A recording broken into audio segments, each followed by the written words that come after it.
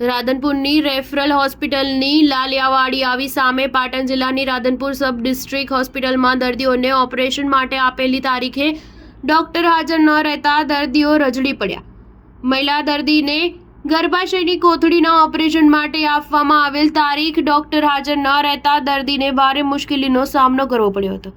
મહિલા દર્દીઓએ આરોગ્ય વિભાગ અને રાધનપુર મામલતદાર કચેરીમાં રજૂઆત કરી રાધનપુરમાં સરકારી રેફરલ હોસ્પિટલમાં લાલિયાવાડી ચાલતી હોવાની ઘટના સામે આવી છે. હોસ્પિટલમાં બેદરકારી અને ડોક્ટરોની ગેરવર્તણૂક આમ તો ઘણીવાર જોવા મળતા રેફરલ હોસ્પિટલ ચર્ચામાં આવી છે, ત્યારે ફરી વધુ એકવાર રાધનપુર રેફરલ હોસ્પિટલમાં દર્દીઓને ઓપરેશન માટે આપેલી તારીખે ડોક્ટર હાજર ન રહેતા દર્દીઓ રજડી પડ્યા હતા. આ મામલે મહિલા દર્દીઓએ આરોગ્ય વિભાગ સહિત રાધનપુર મામલતદાર કચેરીમાં રજૂઆત પણ કરી છે. મહત્વનું છે કે ગ્રામ વિસ્તારોમાંથી દૂર દૂરથી લોકો હોસ્પિટલમાં સારવાર અર્થે આવતા હોય છે, પરંતુ રાધનપુર રેફરલ હોસ્પિટલમાં ડોક્ટરો પોતાની મનમાની ચલાવી રહ્યા હોવાના દર્દીઓ આક્ષેપ કરી રહ્યા છે. રાધનપુરની સરકારી રેફરલ હોસ્પિટલમાં મનમાની ચલાવતા ડોક્ટર અને સ્ટાફ પર મહેરબાન કોણ? લોકો હોસ્પિટલ આવતા હેરાન પરેશાન થઈ રહ્યા છે અને અનેકવાર આવી ઘટનાઓ હોસ્પિટલમાં બની રહી છે, છતાં તંત્ર કેમ મૌન સેવી રહ્યું છે? હોસ્પિટલમાં દર્દીઓ હેરાન પરેશાન છે, ત્યારે આ મહેરબાન તબીબો પર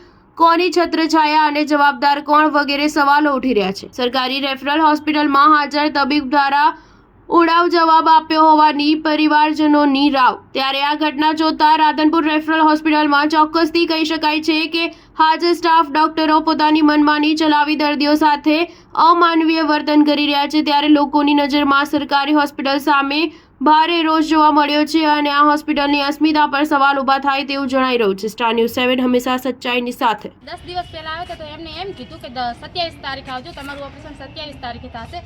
અમે આજ મારી મમ્મીને 27 તારીખે લઈને આવ્યા તો એમ કહે છે કે ડોક્ટર હાજર નથી, 20 દાડા પછી આવશે, 15 દાડા પછી આવશે. તો અમે ડોક્ટરને રૂબરૂ જોયા, ડોક્ટર હાજર છે, ઉપરથી કોઈ જવાબ નથી આપતા. ડોક્ટર એમ કહે છે જો જવાબ આપે તો હું હાલ ઓપરેશન કરી દઉં, ઉપરના કોઈ હાથ નથી ચાલતા. આનું કરવાનું શું? આને કંઈ થશે તો કોઈ જવાબદારી લેવાવાળું ખરું? આ કેટલી 4-5 લેડીઝ છે, આનું કોઈ કંઈ કારણ નહીં થાય. જો ગમે તે કંઈ થશે જવાબદારી કોણ લેશે? એ કહી દે અમે જવાબદારી લઈ લઈશું, અમે આજે જતા રહી. બોલો, લેશે જવાબદારી? 5 મહિને દવા ચાલુ है, हमारा 5 महीने फाइल चालू है. મને કે દવા સારું છે, સારું છે, પણ દવાથી કોઈ ફરક નહીં. આમાં વધારે થઈ ગયું. મને આવી તો એમને મારા હાથના ઝાડ મને કે 12 ગામ જ્યાં આવી ગઈ સાહેબ ફરવા ગયા. પછી મને સામદેવમાં એડમિટ કરી. સામદેવમાં મને 5 બાટલા ચડાય, પણ આજે તોય જે મારું દુઃખ ઓછું નહીં થતું, મારું ઓપરેશન કરાવી નાખ્યું. પણ આ ડૉક્ટર એમ કે ના હજી 15 દાડા નહીં થાય, મહિનો નહીં થાય, પણ કંઈ આ ના થાય તો પછી આની જિમ્મેદારી કોણ લે? તમને કઈ તારીખે આપી હતી? અમારે આજ ગુરુવારના બોલા કે ગુરુવારનું તમારે એડમિટ કરશો ને શુક્રવારનું ઓપરેશન કરશું તમારું.